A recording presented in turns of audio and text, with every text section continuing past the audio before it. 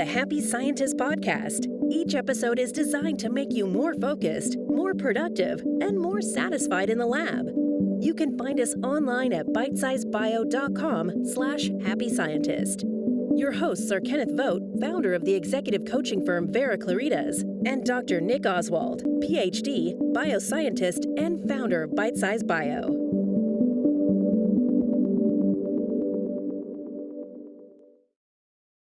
Hello and welcome to the Happy Scientist podcast from Bite Size Bio. If you want to become a happier, healthier and more productive scientist, you're in the right place. I'm Nick Oswald, the founder of bitesizebio.com, where we provide bioscience researchers with help for improving their technical skills, their soft skills and their well-being. And in this podcast, we'll be focusing on the latter of those three areas. With me, the driving force of this podcast, it's Kenneth Vogt. I've worked with Kenneth for over 7 years now, with him as my business mentor and colleague, and I knew that his experience would help a lot of researchers, so we started this podcast. In these sessions, we'll hear mostly from Ken on principles that will help shape you for a happier and more successful career. Along the way, I'll pitch in with points from my personal experience as a scientist and from working with Ken. So let's bring in the man himself. How are you doing today, Ken? I'm doing great, Nick. It's great to be here. Well, today we're going to start a new 3-part series. And this one is entitled Recognizing the Core Mindsets That Control Your World. And again, we're going to talk about 6 things. 6 is a number you're going to find I like a lot because anybody can remember 6 things as long as we give you enough framework to understand them. And so we're going to talk about 6 core mindsets that exist in the world. That exist in the world that you're typically interacting with. The people that you work with, and whether they be your fellows in the lab, or they be your bosses, or they be customers or clients or end users of whatever you've developed, or the suppliers that you deal with. Everybody that you're interacting with is going to have a basic way of looking at the world. So these core mindsets, they are the irreducible components that make up each one of us. And they are each individual's go-to way of looking at things and approaching life. And when you go deep enough, you'll find that there's one process of these 6 that we're talking about that will continually show up in your attitudes, your perspective, and your underlying intention. And the same thing is true of everyone else you interact with. You'll start to recognize the mindsets that is being used by your boss, or by the supplier, or by this colleague, or your spouse, or your children, or whatever. You'll start to see them as patterns. And the beauty of the patterns is that once you recognize the pattern, there's a bunch of things about it that are typical, and so you'll immediately know something about that person that even if there's somebody you just met, you can make a quick assessment and realize, okay, well, they probably have this kind of underlying thinking.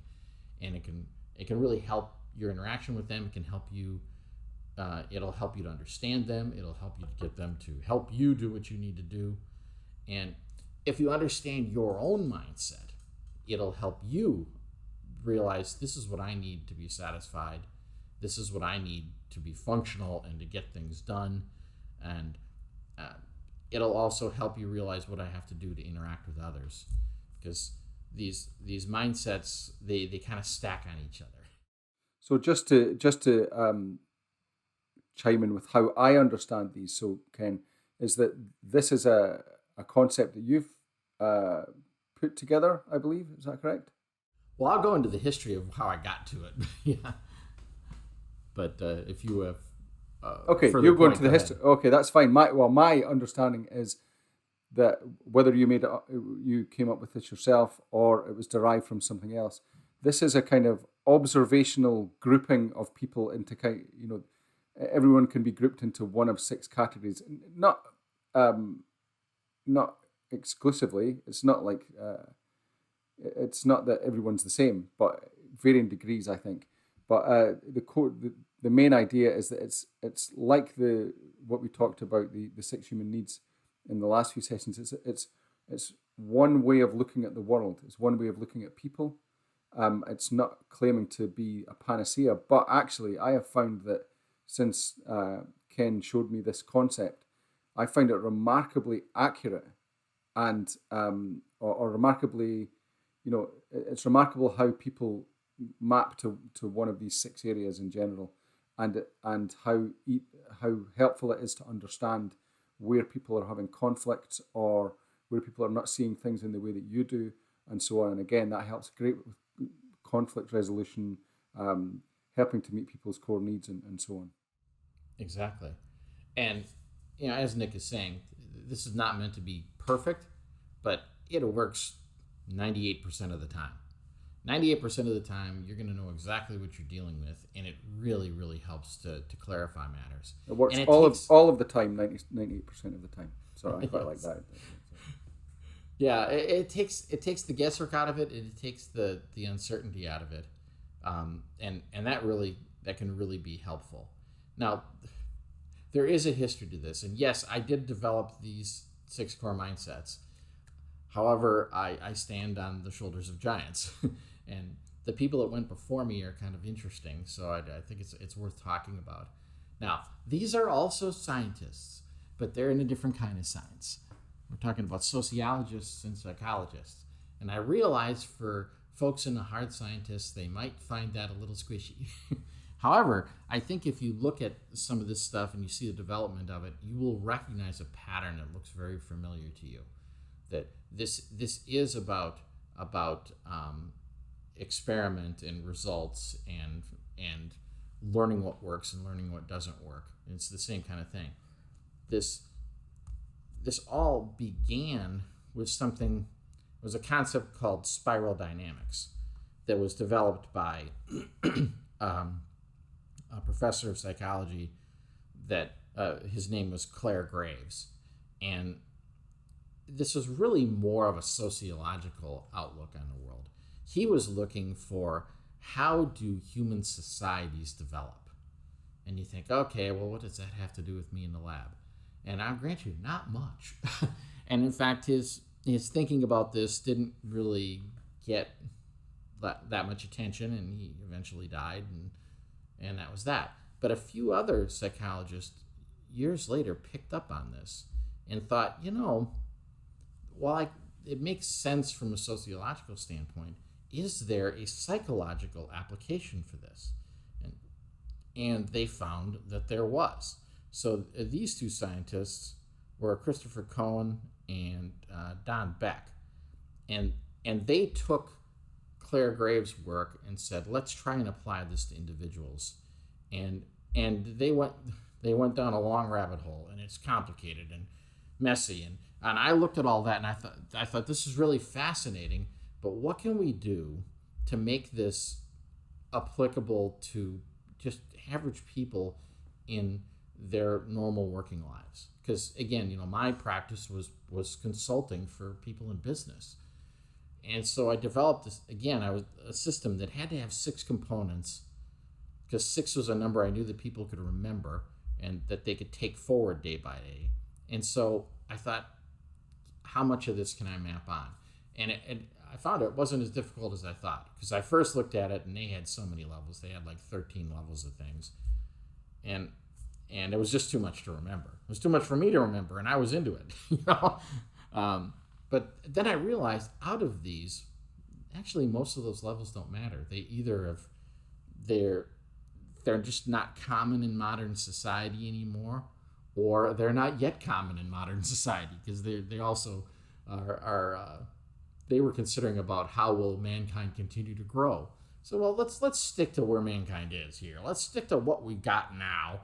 And so there are 6 core mindsets that you're likely to encounter at any given time in your work and in the people that you work with.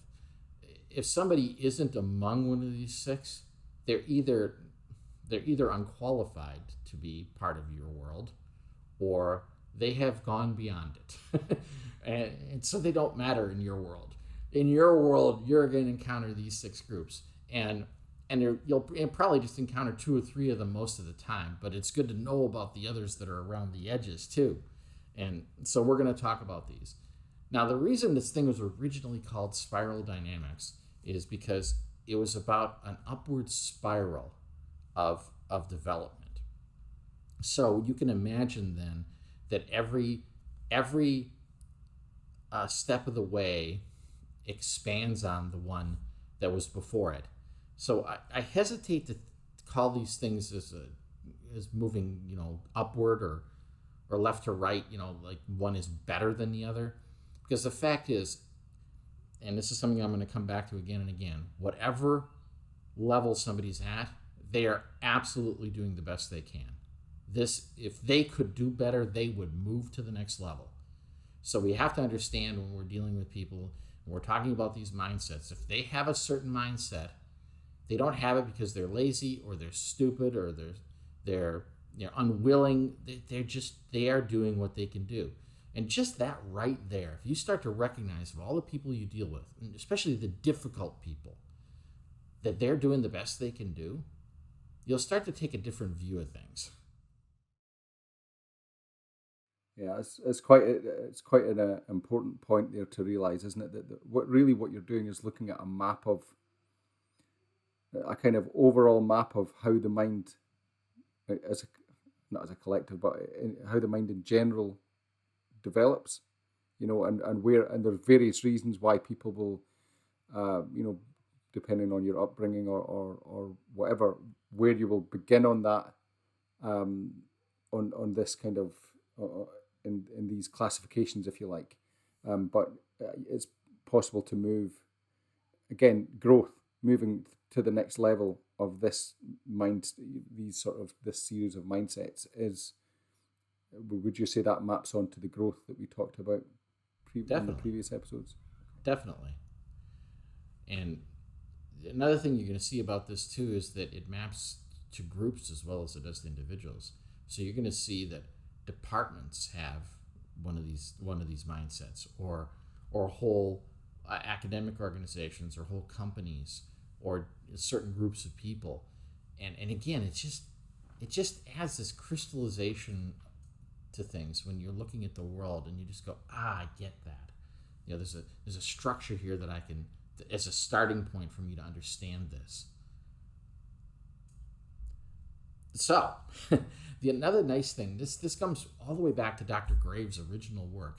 One of the things he did is he chose a color for each of these levels, which really was brilliant.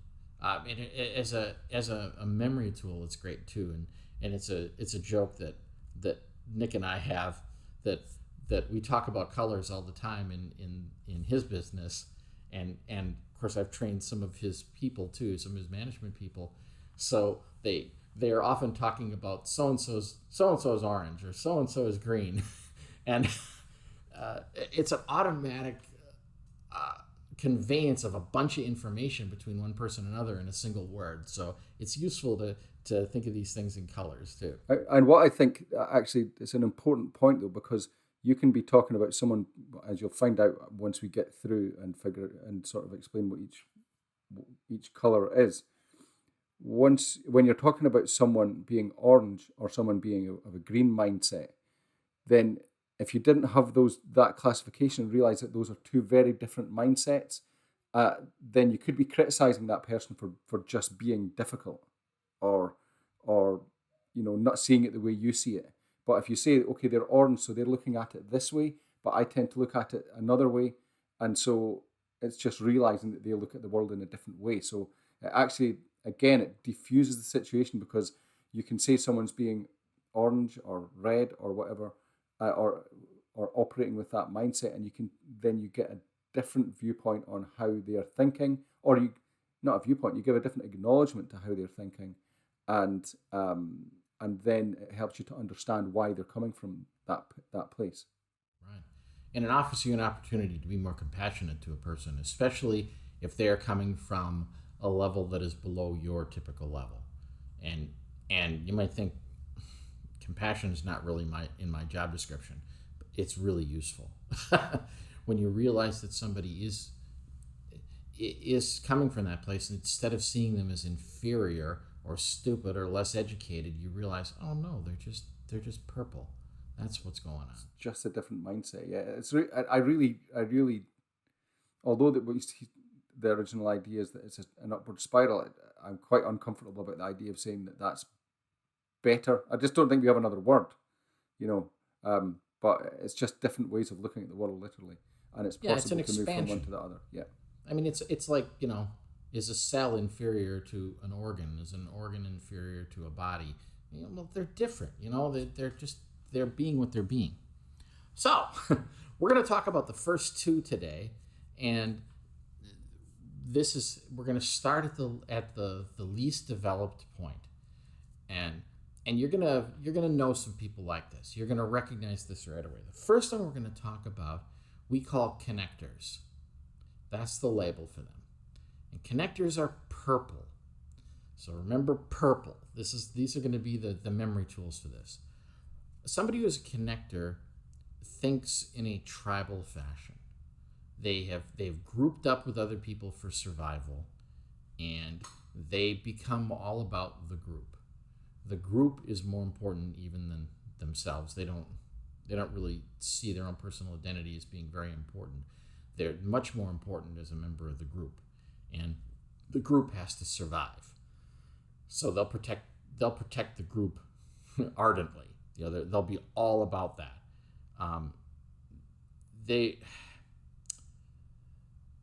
They're going to care about their little world.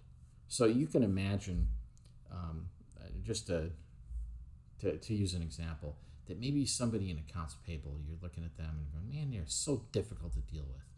Every time I need to get something paid for, they make me jump through all these hoops. And all they care about is their rules. What goes on their side. They don't care that it's hard for me in the lab. They only care about it's good for them in accounting. Well, that's somebody that's being purple. And they're going to circle the wagons real hard around their own little world. In an external life, you might think of, like, street gangs are purple. They're all about just the survival on the street, and they've grouped up for protection. And they're certainly willing to sacrifice individuals for that protection, and individuals even recognize that they are utterly expendable.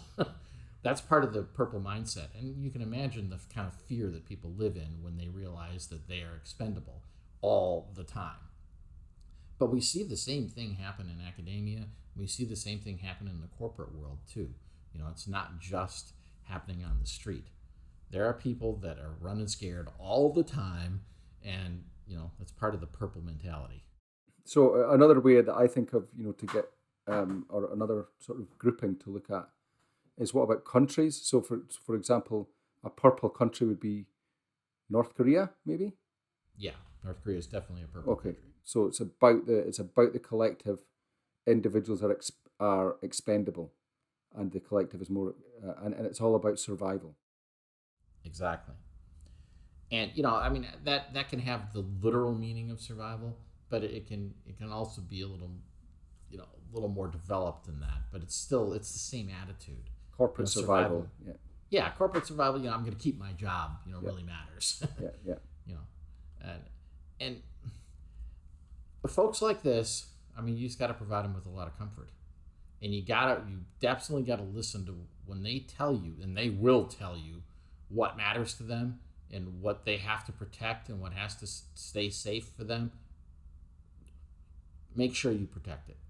So, a simple thing with this is if you're dealing with somebody like that, and like say payables is one example, but it could be procurement or other areas. Once you realize that somebody's coming from that place, well, make sure you do what they need. If they've told you they got to have that A/337 form filled out, fill it out. Make sure it's filled out right. Do everything that they're asking for, and they will just click to, because now you're an honorary member of the tribe because you follow the tribe credo, and they won't mess with you. It's quite interesting how that maps to the human needs we've been talking about. Is that, and what this is all about? It sounds like to me is about certainty. And then if you don't look at the world in that way, you could easily go, I'm not going to fill that form in. I don't see the value. Then you are violating their need for certainty. And the other choice you can make then is to understand that they need that, and to provide them with the loving connection, or provide them with that they need, by doing what they need, and that creates the virtuous circle. Sure. And if you're going to see some connection back and forth between this and human needs, and you'll find that these sort of initial mindsets we talk about are going to care far more about the lowest human needs. So certainty is going to really matter to them.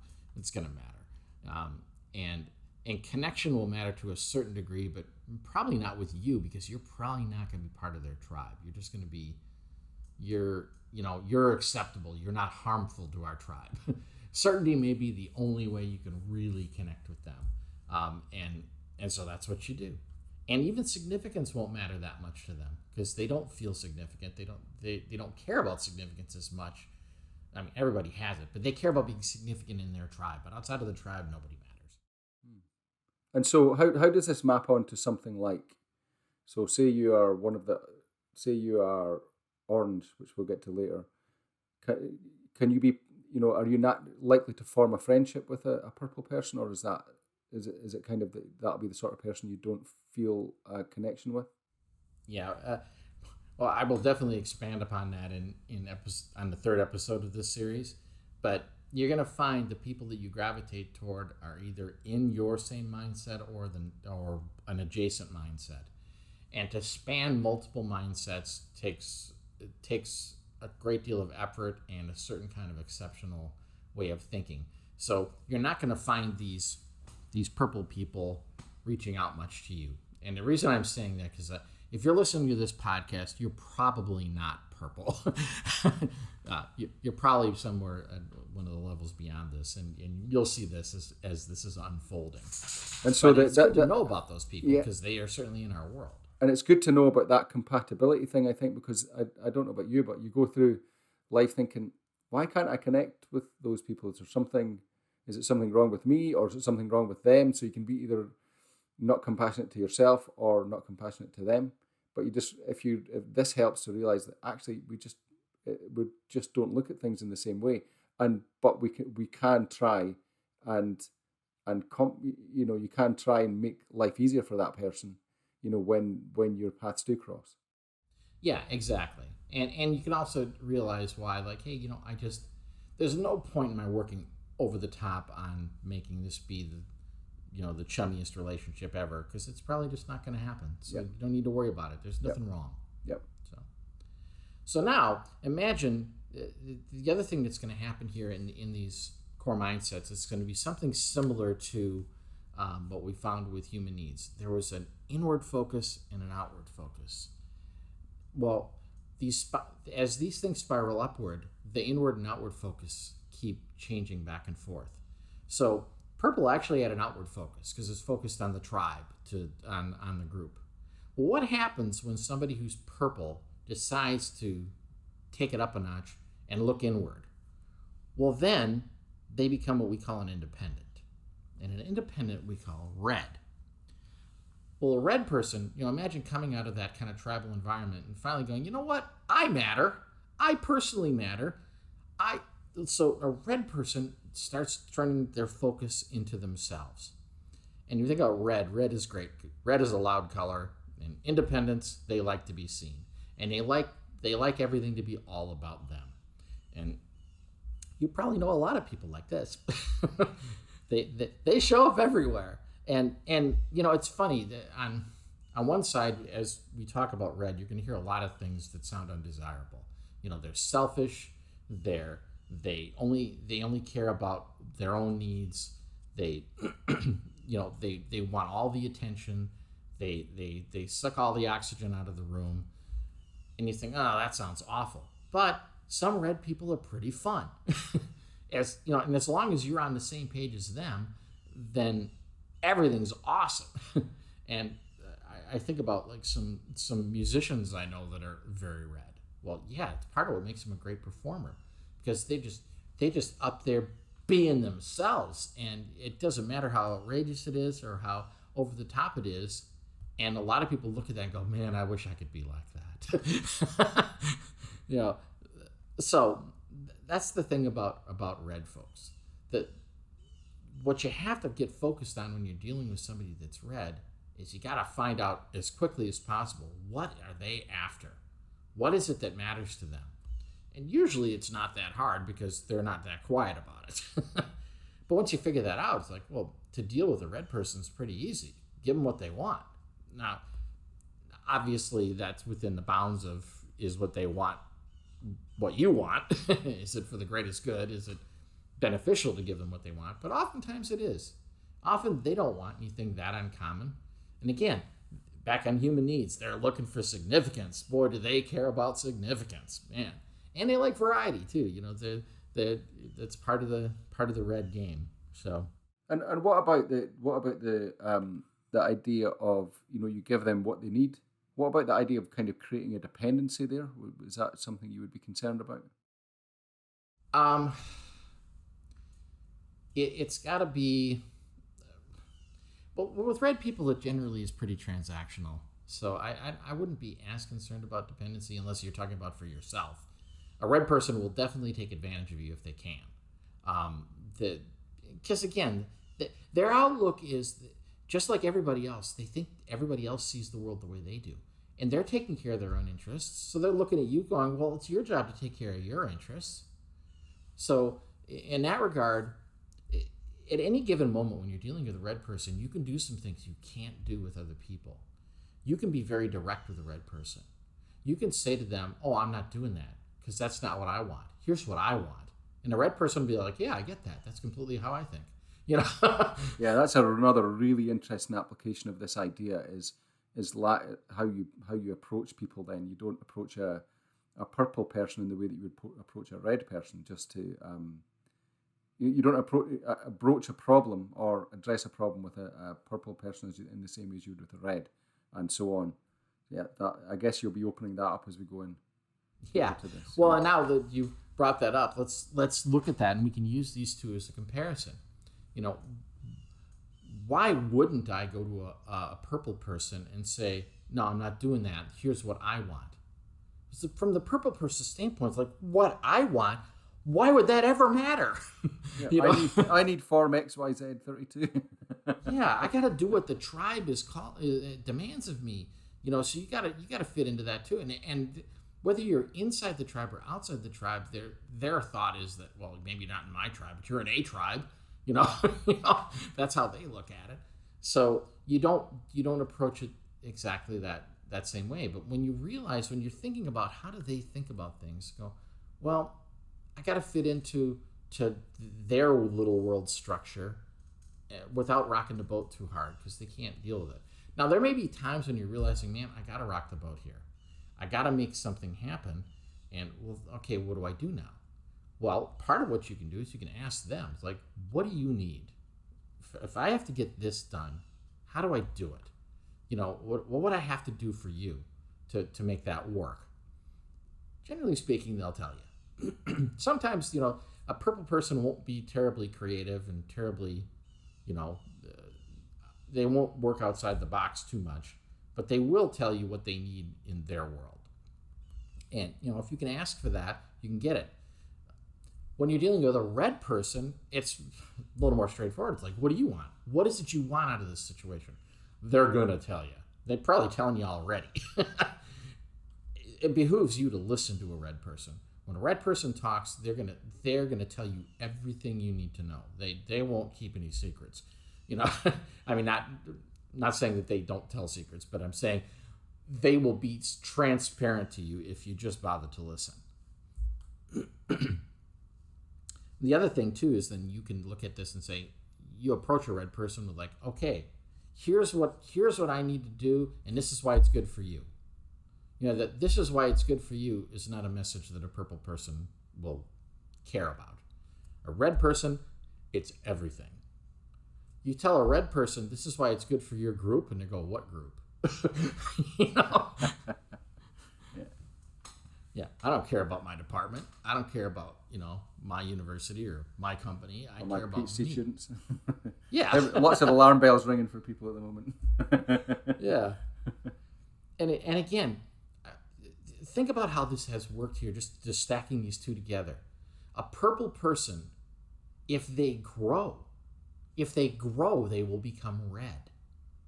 That's an advance. That's a step forward. And a purple person wouldn't stay purple if it was within their grasp to be red. If anybody could be red at that level, they would leave purple in a heartbeat. It's the natural progression of things.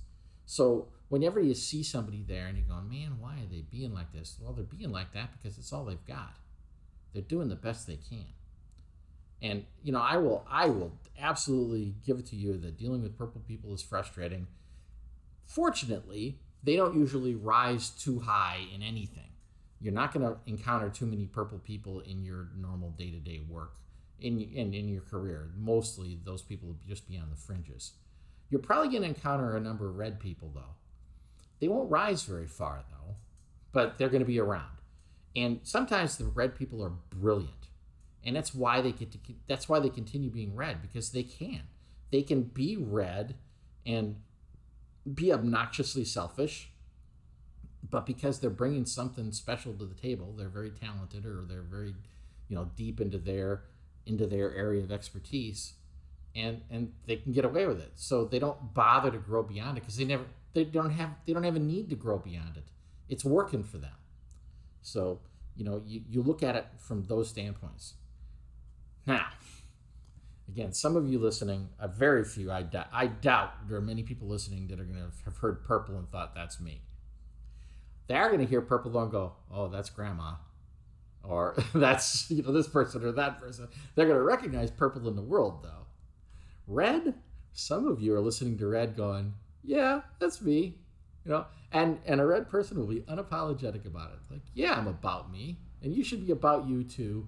I mean, who's going to take care of you but you? That is the red philosophy, and it is a functional philosophy in the world too. So I'm not telling anybody you should be any different than you are. Be what you are. Some of you are going to realize that I actually could be moving on this scale, because most people, once they hit their adult life, they will settle into one of these mindsets and they will stay there for the rest of their lives. It's unusual for people to move mindsets. But if somebody does move mindsets, they might move several mindsets. So, again, as you hear more about these and see the whole picture, that'll become clear. But just to give you a little teaser for what's coming next. And I'll let you ponder, like, what would be next after red? If I'm red and I'm looking internally and I turn externally, what is it going to turn into? So I'll leave that as a teaser for the next section. That's good stuff. So these are the first two mindsets that we're going to cover. Yeah, I think that this is, of all of the topics that I have discussed with you over the year, or not topics, of all of the kind of matrices you've given me over the years, I think this is the one that I've found most practical benefit, or one of the ones anyway. And so it's definitely something for people to dive into. So I'm guessing, Ken, that you have a graphic that we can share with people. Yes, I do have a graphic that's gonna lay out the 6 mindsets, the 6 different colors. We've got some example people from history and from current events, the people you might recognize, just to give you a handle about, hey, here's a model of what somebody who's purple looks like or somebody who's red looks like.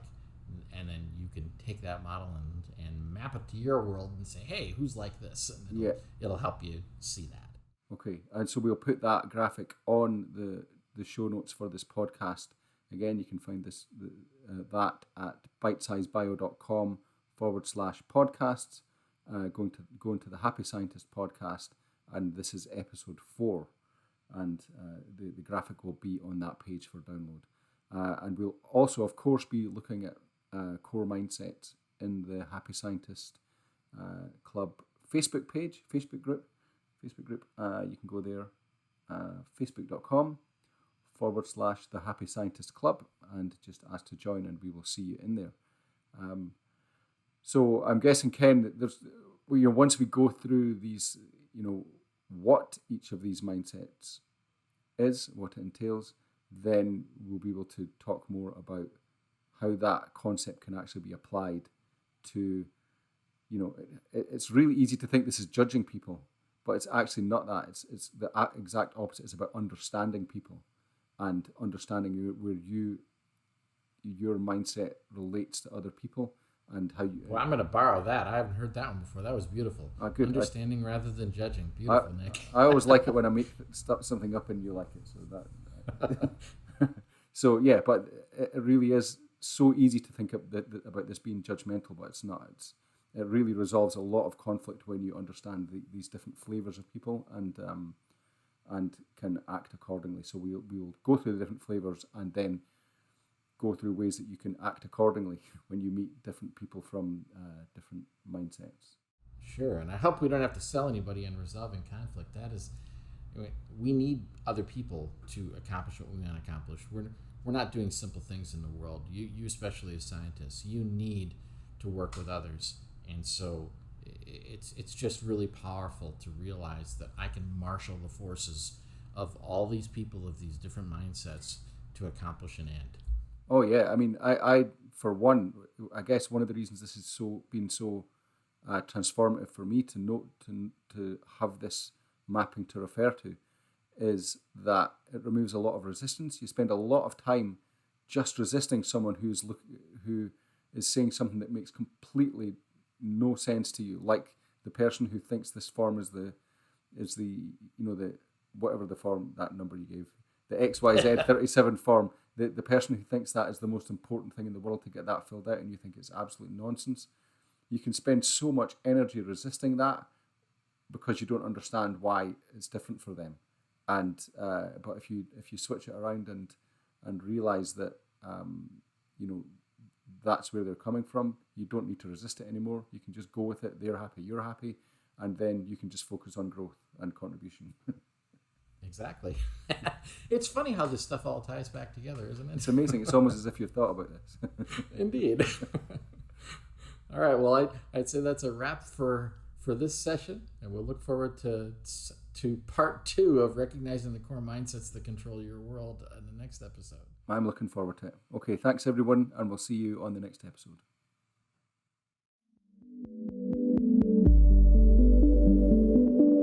The Happy Scientist is brought to you by Bite-Size Bio, your mentor in the lab. Bite-Size Bio features thousands of articles and webinars contributed by hundreds of PhD scientists and scientific companies who freely offer their hard-won wisdom and solutions to the Bite-Size Bio community.